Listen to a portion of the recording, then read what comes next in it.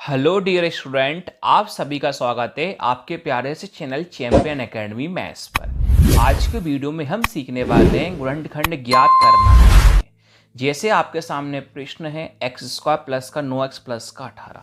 सब बच्चे कन्फ्यूज होते होंगे, प्लस का लें माइनस का लें, दोनों को प्लस का लें दोनों माइनस का लें।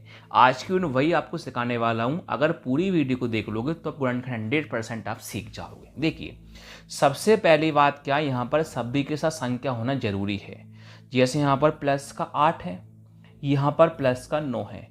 अगर कोई संख्या नहीं होती है तो आपको मन ही मन कितना मानना है, 1। लेकिन मैं आपको समझाने के लिए कितना मान लेता हूँ, 1, जिससे आपको समझने में कोई दिक्कत नहीं आती।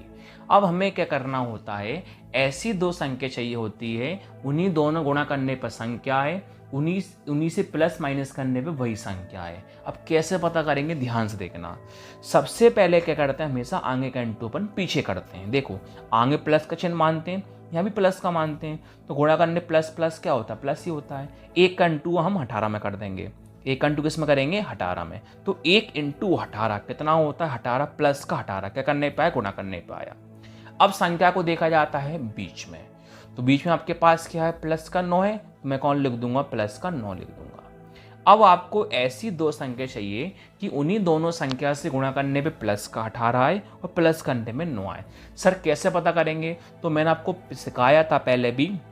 गुणनखंड के चारों पार्ट मैंने बनाए थे, वो भी मैंने आपको सिखाया था। अगर चारों पार्ट गुणनखंड के आप नहीं देखे हों तो मैं आपको डिस्क्रिप्शन में लिंक दे दूंगा, वहां से आप चारों पार्ट को वीडियो कवर अप करके आगे की को बढ़ सकते हो।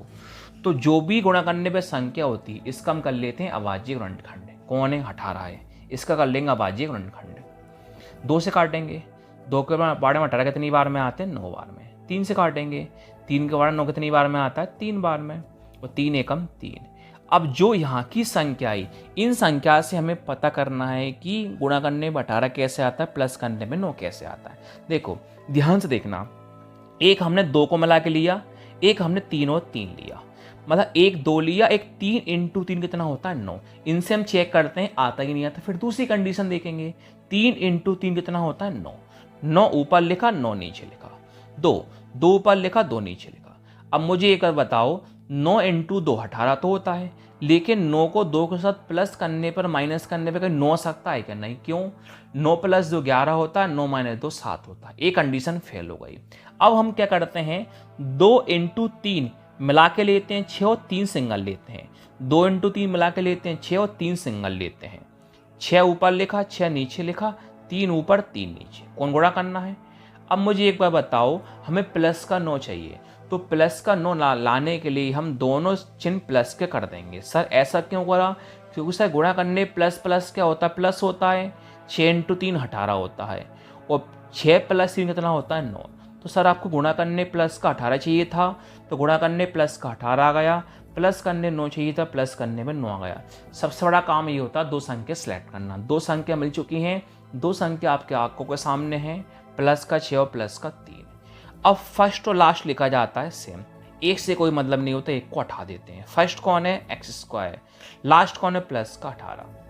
अब ए से लेकर जेड तक जो भी वर्णमाला होती है उसके साथ लिख देते हैं। कौन है, एक्स, एक्स के साथ लिख देंगे, प्लस का 6x प्लस का 3x, प्लस का 6x प्लस का 3x। अब 4 पद हो गए हैं, 1 2 3 4।